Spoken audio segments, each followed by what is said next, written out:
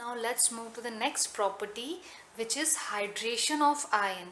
Okay, so in this we will deal with the hydration of iron, hydrated radii and hydration energy. So let's see about the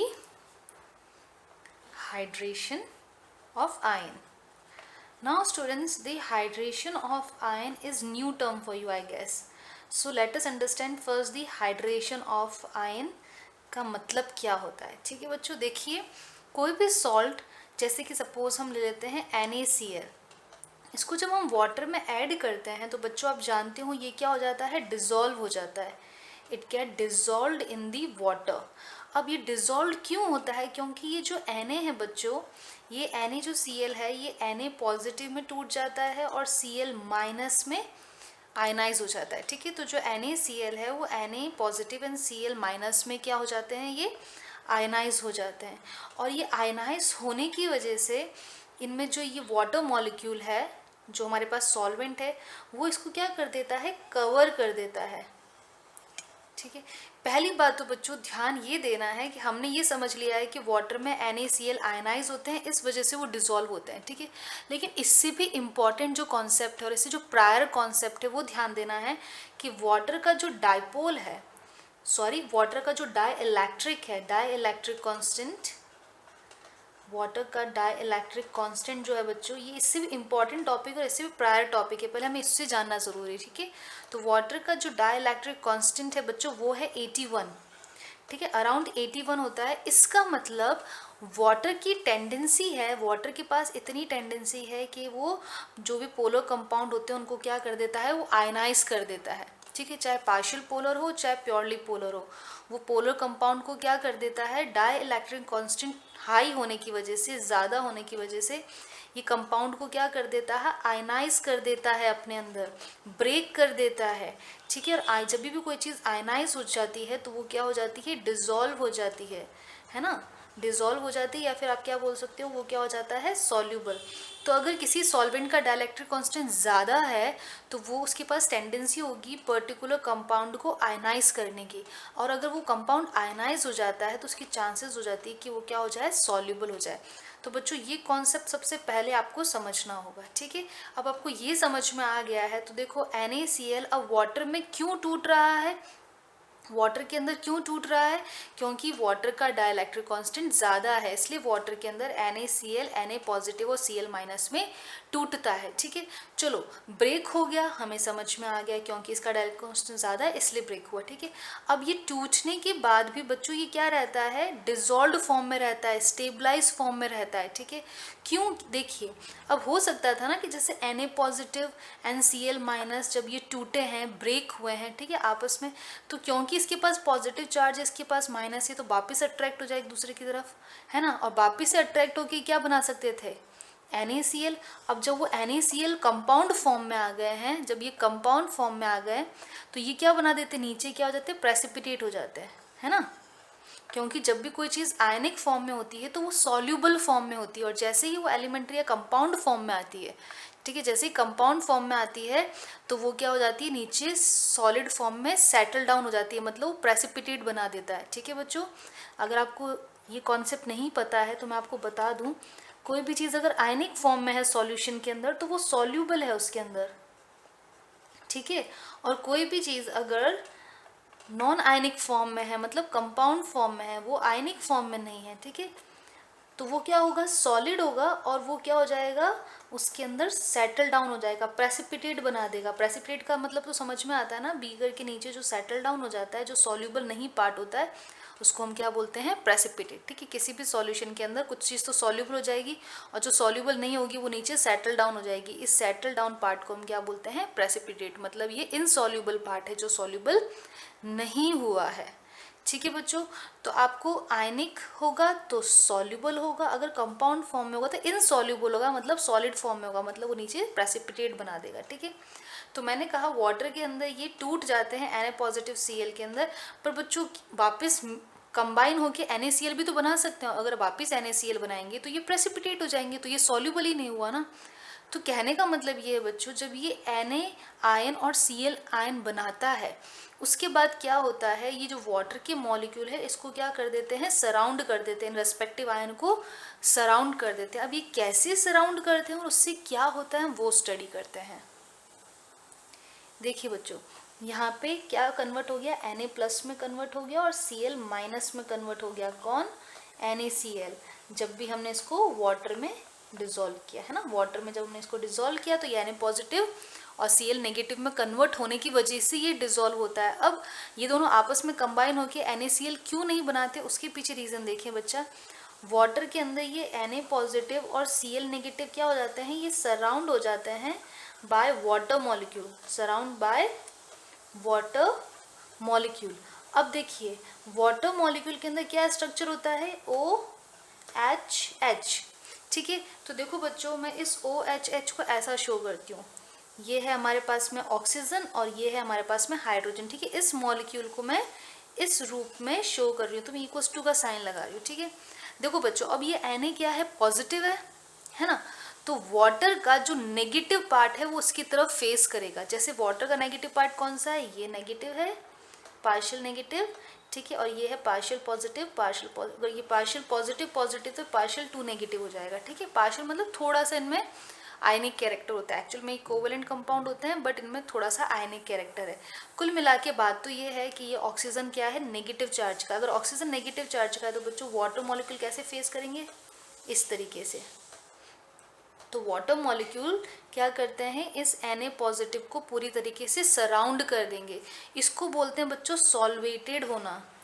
Na ion क्या हो गया है, solvated हो गया है, या फिर आप क्या बोल सकते हैं कि ये हाइड्रेटेड हो गया है। हाइड्रेटेड होना मतलब वाटर मॉलिक्यूल से सराउंड हो जाना। ठीक है, तो इस तरीके से ये Na पूरे वाटर मॉलिक्यूल से कोट हो जाएगा। अब यहाँ पे देखिए Cl के पास क्या नेगेटिव, तो वाटर का जो पॉजिटिव पार्ट है वो इसकी तरफ फेस करेगा। हमने पॉजिटिव पार्ट कौन सा कंसीडर किया, ये तो देखिए वाटर का जो पॉजिटिव पार्ट है वो इस Cl की तरफ फेस करेगा और जो वाटर की मॉलिक्यूल है वो इस तरीके से अरेंज हो जाएंगे। तो यहाँ पे पॉजिटिव पार्ट आ जाएगा वाटर का और यहाँ पे नेगेटिव, तो positive part will be face towards the Cl negative ion and negative part will face away from the Cl negative ion. और इस तरीके से इस Cl को भी ये क्या कर देंगे, सॉल्वेटेड एंड हाइड्रेटेड। तो बच्चों आपको सॉल्वेटेड और हाइड्रेट का मतलब समझ में आ गया ना। जब भी हम कोई आयनिक कंपाउंड को या सॉल्ट को वाटर में ऐड करते हैं तो वो डिजोल्व हो जाता है। डिजोल्व क्यों होता है, क्योंकि वो अपने आयंस में टूट जाता है। अब ये आयंस में टूट के किस तरीके से स्टेबलाइज हो जाते हैं कि भाई जो Na पॉजिटिव है उसको वाटर मॉलिक्यूल सराउंड करेंगे। किस तरीके से करेंगे, Na पॉजिटिव को जो वाटर का नेगेटिव पार्ट है वो Na पॉजिटिव की तरफ फेस करेगा और जो पॉजिटिव पार्ट है वो away from the Na positive face करेगा। ठीक है, एंड अगर हम Cl में देखें तो जस्ट वाइज वर्सा होता है। तो इस तरीके से ये मॉलिक्यूल क्या हो जाते हैं, ये पूरा जो कंपाउंड है ये क्या हो जाता है, सॉल्वेटेड, या हम बोल सकते हैं कि आयन हाइड्रेटेड हो गया या फिर सॉल्वेटेड हो गया। ठीक है, सॉल्वेटेड हम किसी भी सॉल्वेंट के लिए यूज़ कर सकते हैं। वो इसके H2 की जगह कोई और भी सॉल्वेंट होता तो हम सॉल्वेटेड वर्ड यूज़ करते हैं। ठीक है, और हाइड्रेटेड हम स्पेसिफिकली कब यूज़ करते हैं, जब हम वाटर ले रहे हैं। तो वाटर के केस में हम क्या लेंगे, हाइड्रेटेड वर्ड। ठीक है बच्चों, तो अब हम जब इस इक्वेशन को शो करते हैं तो हम कैसे शो करते हैं, देखिए आपको पता है फर्स्ट ग्रुप जो एलिमेंट है वो कौन से आयन शो करते हैं, M पॉजिटिव। कैसे, क्योंकि जो फर्स्ट ग्रुप एलिमेंट होते हैं उनके आउटरमोस्ट शेल में एक इलेक्ट्रॉन होता है ना बच्चों, उनके आउटरमोस्ट शेल में एक इलेक्ट्रॉन होता है। तो ये क्या करते हैं, एक इलेक्ट्रॉन लूज करते हैं M पॉजिटिव और इलेक्ट्रॉन को लूज कर देते हैं। अब ये जो M पॉजिटिव है, ये जो M पॉजिटिव है ये जब वाटर के साथ रिएक्ट करता है तो क्या बना देता है बच्चों, कॉम्प्लेक्स, एक वाटर का और ये एक्वस आ गया और ये पूरा कॉम्प्लेक्स बन गया। ठीक है, और उस पर क्या हो जाएगा, पॉजिटिव चार्ज। तो इन्होंने क्या कर दिया, ये जो M पॉजिटिव है ये पूरे वाटर मॉलिक्यूल से क्या हो जाएगा, सराउंड हो जाएगा ना, हाइड्रेटेड हो जाएगा। इसको हम रिप्रेजेंट कैसे करते हैं, कॉम्प्लेक्स की तरह M और एक्वस, मतलब ये जो मेटल है, सेंट्रल मेटल है, उसको ये एक्वस मतलब वाटर मॉलिक्यूल क्या कर रहे हैं, सराउंड। इसका मतलब होता है सेंट्रल मेटल और इसका मतलब होता है सराउंडिंग एटम।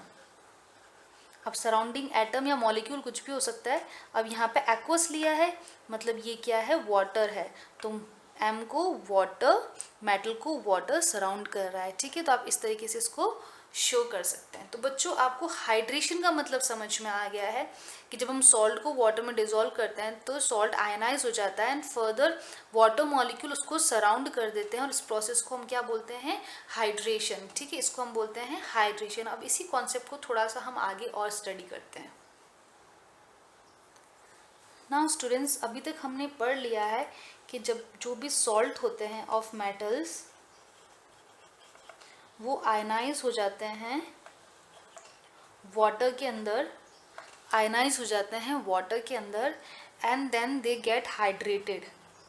क्या हो जाते हैं वो, hydrated with the help of water, ठीक है। मतलब वाटर उस आयन को सराउंड कर देगा। हम यहाँ पे एक एग्जांपल बना देते हैं। सपोज ये मेटल पॉजिटिव है और इसके आसपास में वाटर मॉलिक्यूल इसको सराउंड कर देते हैं, ठीक है। ये जो हमारे पास में है ये वाटर है और ये M जो पॉजिटिव है ये कोई भी फर्स्ट ग्रुप का कैटायन है, ठीक है। इसको हम रिप्रेजेंट कर सकते हैं एज M एक्वस प्लस, ठीक है। इसको हम ऐसे भी रिप्रेजेंट करते हैं। तो बच्चों यहाँ तक हमने समझ लिया है। अब ध्यान से देखिए, जितना ज़्यादा छोटा आयन होगा, जितना ज़्यादा छोटा मेटल आयन होगा उतना ही हाइड्रेशन ज़्यादा होगा, ठीक है। तो देखिए, स्मॉलर दी कैटायन, जितना कैटायन छोटा होगा, ठीक है, उतना ही ज़्यादा हाइड्रेशन होगा उसका। मतलब ज़्यादा वाटर मॉलिक्यूल उसको सराउंड करेंगे। जितना छोटा कैटायन, जितना स्मॉलर होगा कैटायन, है ना, उतना ही ज़्यादा हाइड्रेशन होगा। समझ में आ गया। तो अगर हम ट्रेंड देखें, हमारे पास में है सपोज लिथियम प्लस, उसके बाद में हम ले लेते हैं सोडियम प्लस, उसके बाद में हम ले लेते हैं potassium, then rubidium and finally we are taking the caesium, ठीक है। इनको जब हम वाटर में ऐड करते हैं तो बच्चों इसका जो एक्वस मिलता है हमें AQ, है ना, इन सब के साथ में क्या जुड़ जाएगा, वाटर,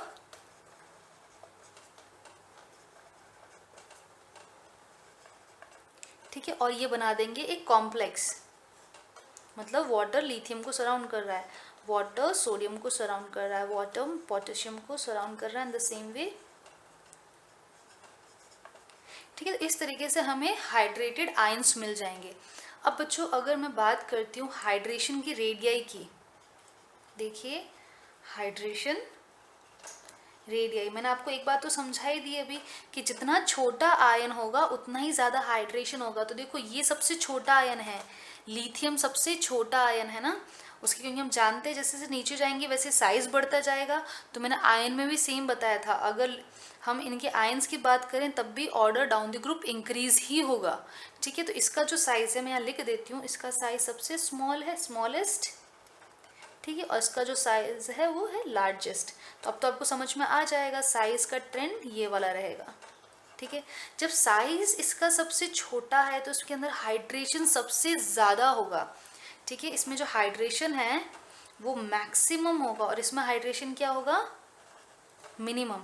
अब हम रेडियाई की बात करते हैं, हाइड्रेशन रेडियाई की, we are talking about hydration radii. तो देखो जब हाइड्रेशन मैक्सिमम होगा तो हाइड्रेशन रेडियाई भी इसमें क्या होगी, मैक्सिमम, और इसमें हाइड्रेशन रेडियाई क्या होगी, मिनिमम, क्योंकि सबसे ज़्यादा हाइड्रेशन हो रहा है। जब ज़्यादा हाइड्रेशन होगा तो रेडियस भी ज़्यादा होगा, कम हाइड्रेशन होगा तो रेडियस भी कम होगा। अगर हम इनकी हाइड्रेशन की बात करें बच्चों, तो लिथियम का जो हाइड्रेशन रेडियाई होता है, एंगस्ट्रॉम की बात कर रहे हैं हम, तो वो होता है लगभग 3.40 के अराउंड। सोडियम की अगर हम बात करते हैं तो 2.76, पोटेशियम की अगर हम बात करते हैं तो 2.32, रुबिडियम का अगर हाइड्रेटेड फॉर्म की बात करते हैं तो 2.28 एंड इसका होता है 2.27 एंगस्ट्रॉम। तो देख सकते हो बच्चों धीरे धीरे इनका जो रेडियाई है वो कम होता जा रहा है।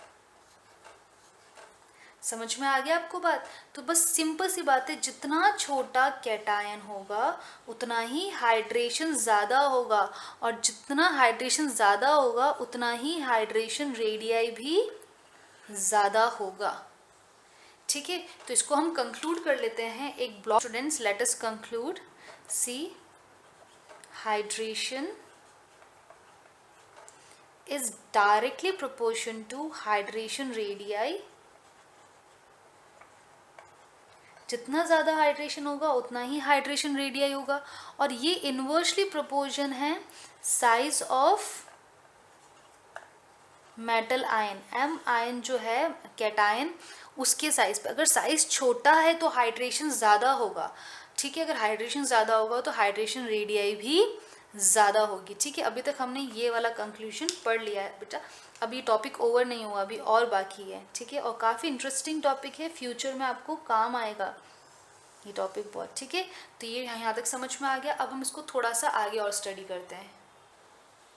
नाउ स्टूडेंट्स सी, जब हाइड्रेशन होता है बच्चों, जब भी हाइड्रेशन होता है मतलब मेटल आयन वाटर मॉलिक्यूल से सराउंड होता है, तो इस केस में एनर्जी रिलीज होती है। एनर्जी क्या होती है? रिलीज। तो हम एनर्जी जो देखते हैं वो कौन से फॉर्म में देखते हैं? नेगेटिव की फॉर्म में। तो बच्चों जितना ज़्यादा हाइड्रेशन होगा उतनी ही ज़्यादा नेगेटिव में एनर्जी क्या होगी? रिलीज होगी, ठीक है। जितना हाइड्रेशन ज़्यादा होगा उतना ही नेगेटिव में एनर्जी रिलीज होगी, ठीक है। तो अगर मैं बात करती हूँ लिथियम प्लस आयन की, या फिर हम पूरा ट्रेंड लिख देते हैं, lithium, sodium, potassium, rubidium and caesium, ठीक है। जब हम इनकी हाइड्रेशन की बात करते हैं और एनर्जी रिलीज की बात करते हैं, मतलब energy release in the sense, इसको हम बोलते हैं हाइड्रेशन एनर्जी। तो जो एनर्जी रिलीज होती है, जो हाइड्रेशन एनर्जी रिलीज होती है, वो किस ट्रेंड में होगी? देखो, इसमें हाइड्रेशन ज़्यादा हो रहा है तो एनर्जी भी रिलीज इसमें सबसे ज़्यादा होगी। इसमें हाइड्रेशन कम होता है तो इसमें एनर्जी रिलीज भी सबसे कम होगी। तो देखो बच्चों, इसकी एनर्जी रिलीज होती है, वो होती है 506 किलो जूल पर मोल, ठीक है। किलो जूल पर मोल में देख रहे हैं। इसकी हम देखें तो थोड़ी सी कम होगी, 406 और माइनस में, ठीक है। इसमें देखेंगे -330, इसमें होगी -310 एंड सीजियम में फाइनली 276 किलो जूल पर मोल।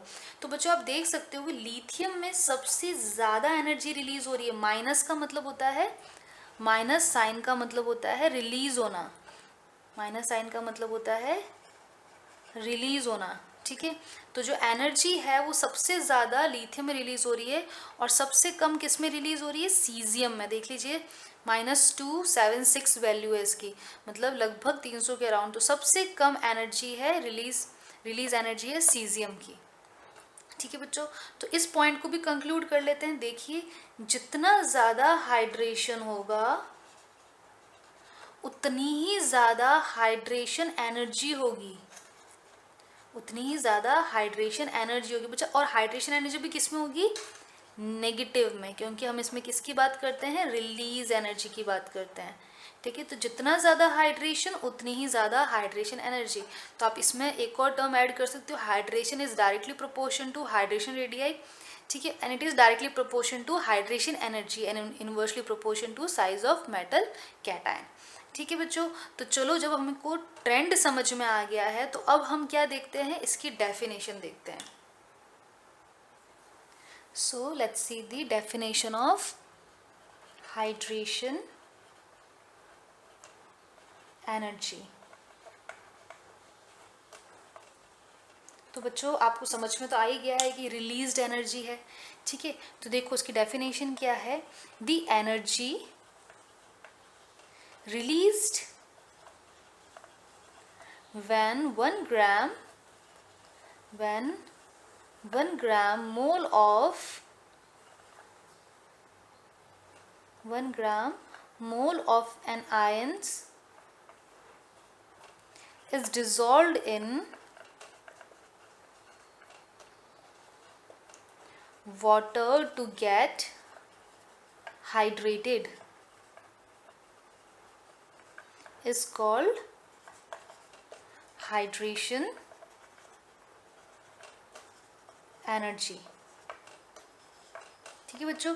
तो ये क्या है? ये अमाउंट ऑफ एनर्जी रिलीज्ड है जो 1 gram mole of ions 1 gram mole of ion dissolve होते हैं वाटर में टू गेट हाइड्रेटेड, ठीक है। तो जब 1 gram mole of ions hydrated होते हैं, हाइड्रेटेड होना मतलब वाटर मॉलिक्यूल जब 1 ग्राम मोल ऑफ आयन को सराउंड करते हैं उस केस में जो एनर्जी रिलीज होती है, मतलब जो एक्सोथर्मिक रिएक्शन होता है, ठीक है, इस एक्सोथर्मिक एनर्जी में, इस एक्सोथर्मिक रिएक्शन में जो एनर्जी रिलीज हो रही है, इस रिलीज एनर्जी को हम क्या बोलते हैं, हाइड्रेशन एनर्जी, ठीक है। तो 1 ग्राम मोल ऑफ आयन को जब वो हाइड्रेटेड होते हैं, उनको जो वाटर मॉलिक्यूल सराउंड करते हैं, उस केस में जो एनर्जी रिलीज होती है, इस रिलीज एनर्जी को हम क्या बोलते हैं, हाइड्रेशन एनर्जी, ठीक है बच्चों।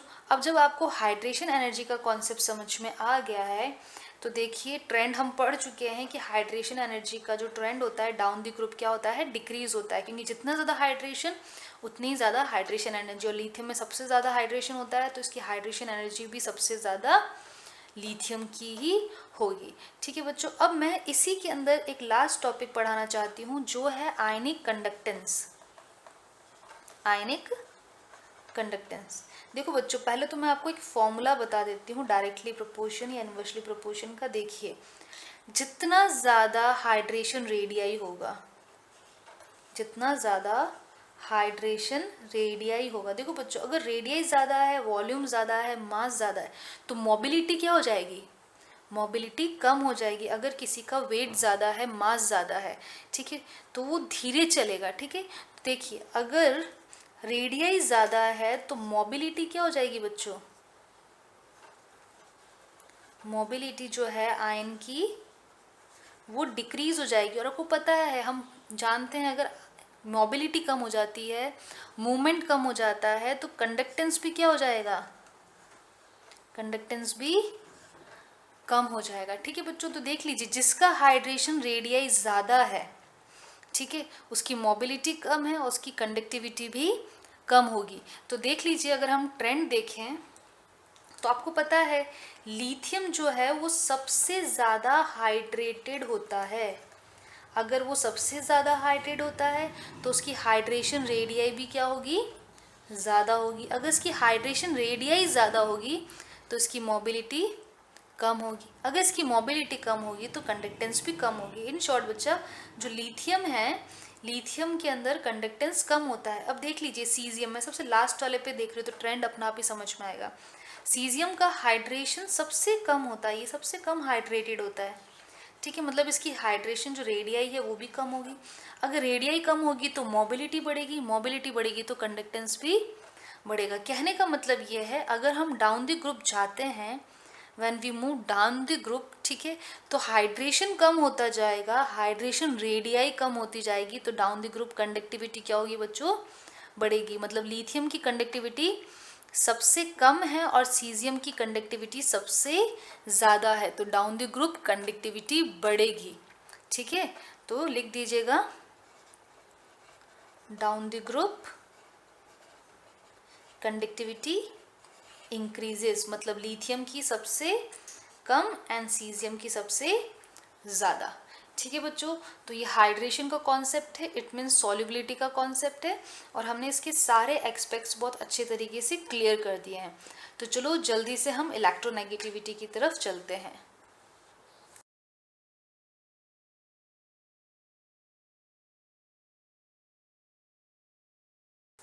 So let's see now about electronegativity.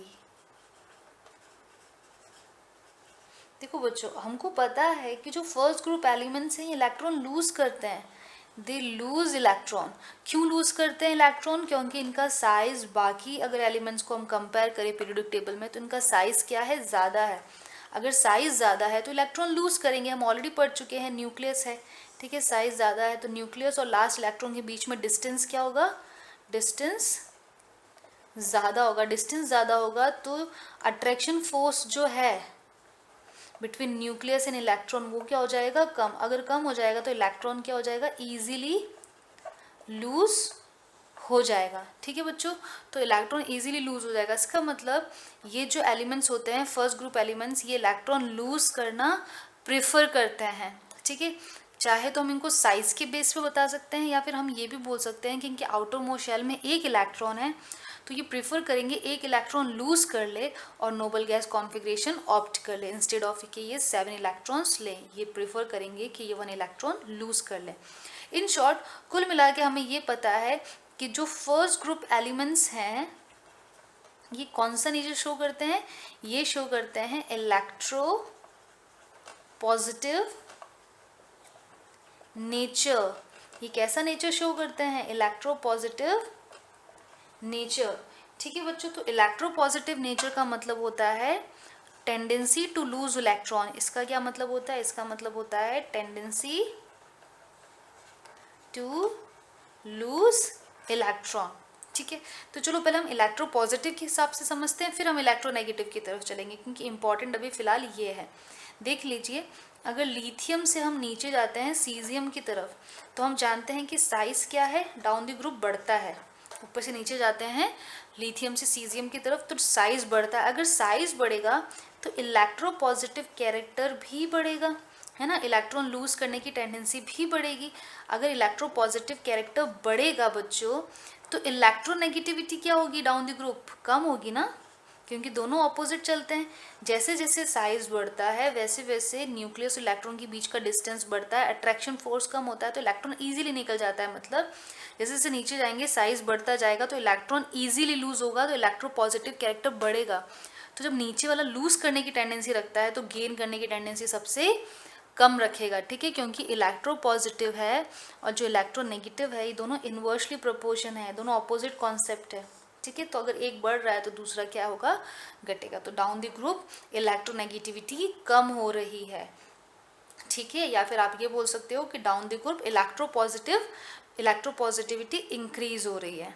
ठीक है बच्चों, तो बहुत ही सिंपल कॉन्सेप्ट था, आई थिंक आपको समझ में आ गया है। तो हम चलते हैं थोड़ा सा और आगे इसी टॉपिक के अंदर।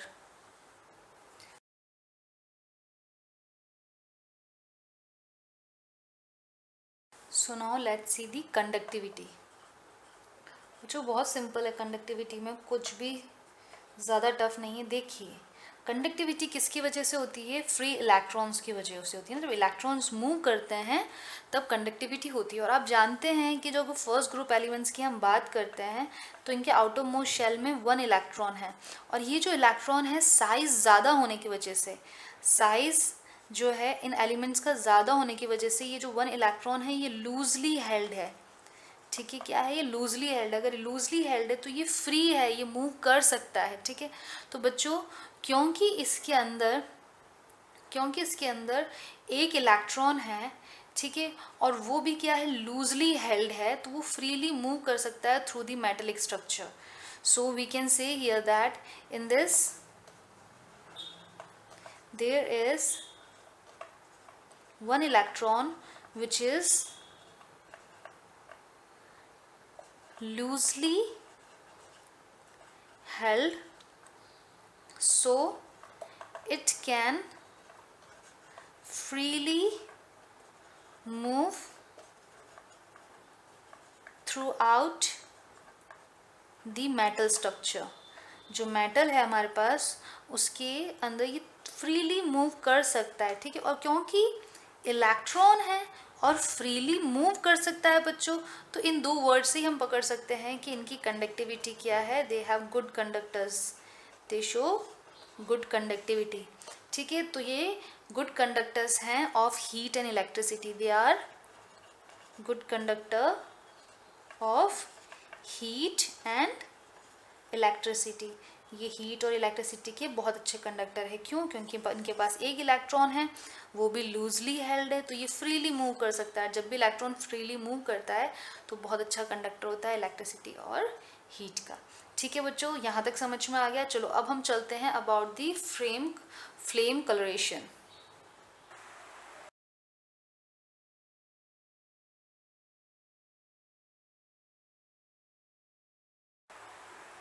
So let's see the flame coloration. See students, this is very interesting topic. तो इसको हम डिटेल में स्टडी करेंगे, इसकी कॉन्सेप्ट को भी स्टडी करेंगे कि ऐसा क्यों होता है। देखिए बच्चों, जो फर्स्ट ग्रुप एलिमेंट्स हैं, ठीक है, जो एल्कलाइन मेटल हैं, दी एल्कलाई मेटल, और इनके जो सॉल्ट्स होते हैं एंड देयर सॉल्ट्स, बच्चों ये प्रोवाइड करते हैं कैरेक्टरिस्टिक कलर टू फ्लेम। ठीक है, जब भी हम इनको फ्लेम के ऊपर रखते हैं तो ये एक स्पेसिफिक कलर शो करते हैं. So we can say that alkaline metal and their salts impart a characteristic color to flame. ठीक है, ये एक पर्टिकुलर कलर प्रोवाइड करते हैं फ्लेम को. अब हम देखते हैं कौन सा एलिमेंट कौन सा कलर देता है फ्लेम को. So let's see about the colour of the flame which particular element impart them. Let's सी.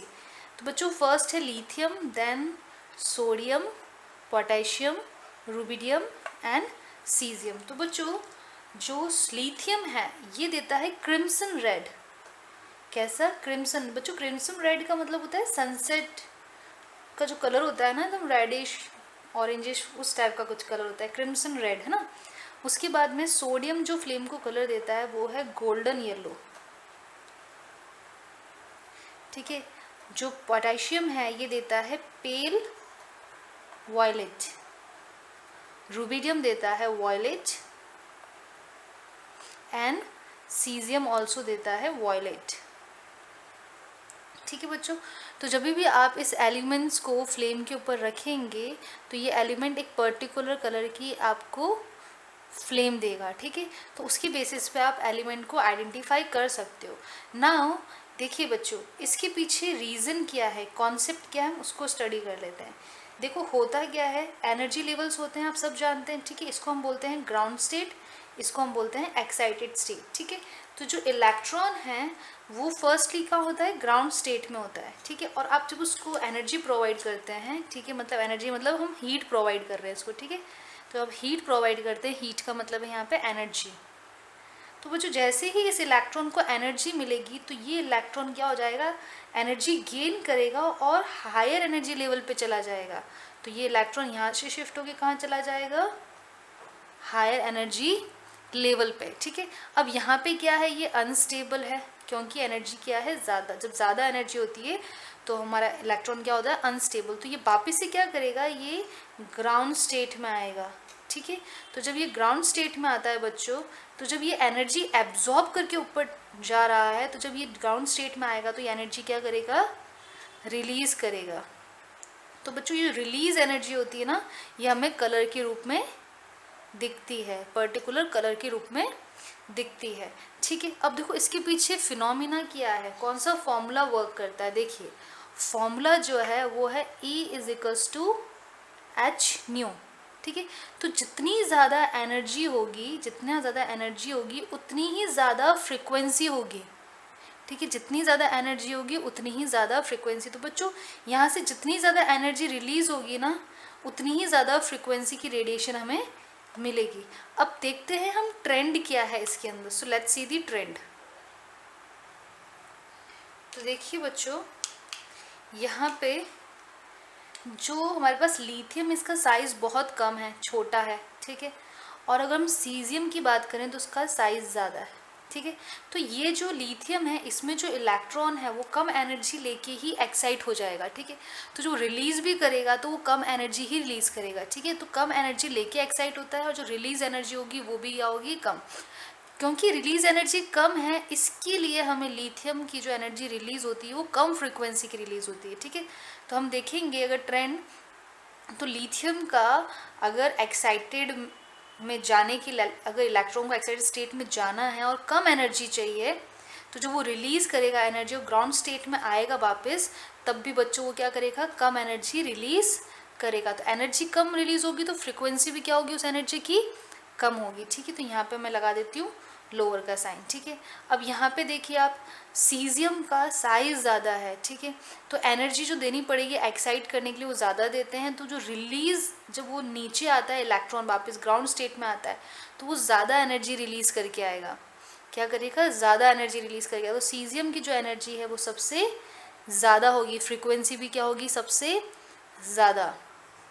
ठीक है बच्चों, तो देखिए जब लिथियम है उसकी फ्रिक्वेंसी सबसे कम है, एनर्जी सबसे कम है, और सीजियम की फ्रिक्वेंसी सबसे ज़्यादा है, एनर्जी ज़्यादा है. ठीक है, तो आप जानते हैं जब आप रेड से वॉयलेट देखते हैं तो हमें पता है कि रेड की फ्रीक्वेंसी कम होती है और वॉयलेट की फ्रीक्वेंसी ज़्यादा होती है, ठीक है।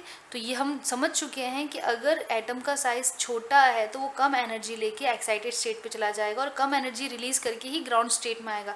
तो रिलीज़ एनर्जी कम तो फ्रिक्वेंसी भी कम, ठीक है। और जैसे जैसे साइज़ बढ़ता जाएगा तो एनर्जी ज़्यादा चाहिए एक्साइट होने में, तो जब रिलीज़ होकर नीचे आएगा तब भी एनर्जी ज़्यादा रिलीज़ करेगा, तो फ्रिक्वेंसी इस ऑर्डर सेम ऑर्डर में बढ़ेगी, ठीक है बच्चों। तो ये जो हमारे पास लिथियम है इसकी फ्रिक्वेंसी क्या है, सबसे लेस, और जो हमारे पास सीजियम है इसकी फ्रिक्वेंसी क्या है, सबसे मैक्सिमम, सबसे हाईएस्ट, ठीक है बच्चों। तो ये बात आपको समझ में आ गई है। तो अगर हम फ्रीक्वेंसी का ऑर्डर ये देखते हैं तो लैम्डा का क्या हो जाएगा, जस्ट ऑपोजिट। मतलब जब हम लैम्डा की बात करते हैं तो ये इंक्रीजिंग ऑर्डर है फ्रीक्वेंसी का, ठीक है। ये हम एनर्जी की बात करते हैं, लिख देती हूँ मैं एनर्जी, या फिर आप फ्रीक्वेंसी भी ले सकते हैं, ठीक है। तो आप जब इस ऑर्डर में जाएंगे तो क्या होगा बच्चों, लैम्डा जो है वो कम होगा। फ्रीक्वेंसी अगर इस तरफ बढ़ रही है, सॉरी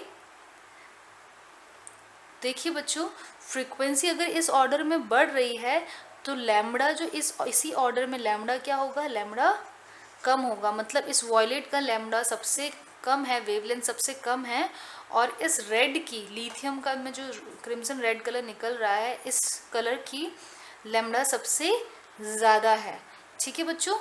ये थोड़ा और इजी समझ में आएगा हमको कि इस ऑर्डर में हम जा रहे हैं तो एनर्जी या फिर जो फ्रिक्वेंसी है वो बढ़ रही है ना। अगर हम इसी ऑर्डर में अगर लैम्डा को देखते हैं तो वो क्या हो रहा है, कम हो रहा है, ठीक है। तो हम जानते हैं जो रेड कलर होती है उसकी फ्रिक्वेंसी क्या होती है, उसकी फ्रिक्वेंसी कम होती है, ठीक है। और अगर हम लैम्डा की बात करें तो उसका लैम्डा क्या होता है बच्चों, ज़्यादा होता है, वो ही है, ठीक है।